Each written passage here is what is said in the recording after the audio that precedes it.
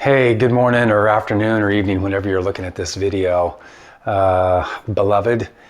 The past few days we've been walking through some devotionals in the book of Revelation. We've looked at chapter 1, just pointing and reflecting on a few interesting insights in chapter 1. We've looked at chapter 2 and chapter 3. In fact, yesterday we were looking at Jesus doing a SWOT analysis of his church.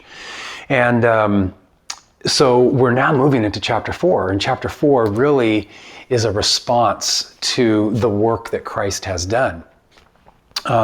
This is his church, and here's why it's his church.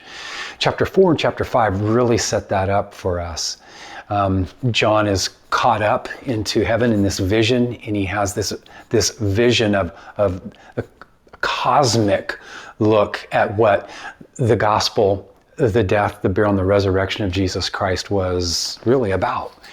And so you have the story of the rise of the murdered lamb. And during our reflection on the book of Revelation, one Sunday we talked about the rise of the murdered lamb, and I'd encourage you to watch it if you haven't had a chance.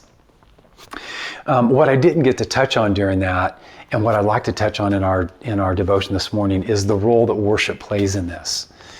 If you look at chapters 4 and chapter 5, everything worships, is in constant worship to God.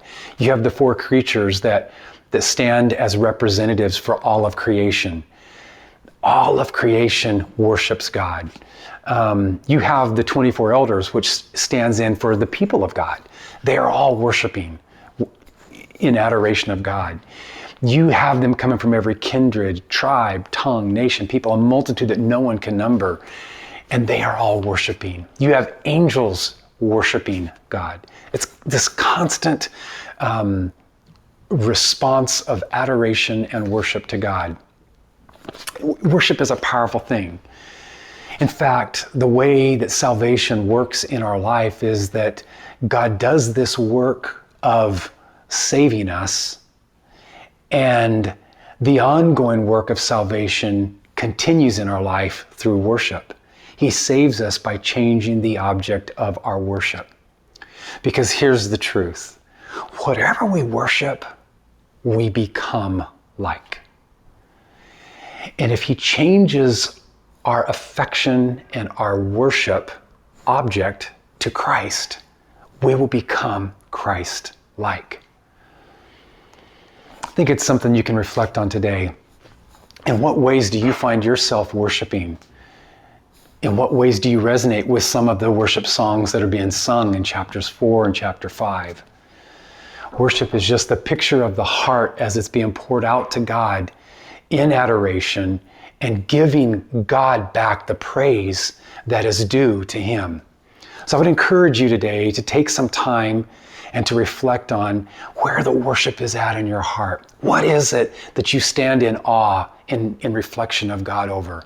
A couple of days ago, as I was reflecting on Jesus in the book of Revelation, I found myself longing more than anything to have God reveal to me the mysteries that are in Christ.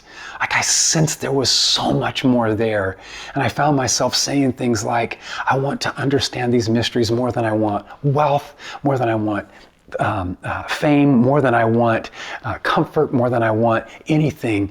I sense that there is something cosmic, something that the universe can't contain as it relates to the wisdom of God that's at work inside of Jesus Christ as he loves and works through his creation. I think that's kind of the posture that we are all called to lean into and to do.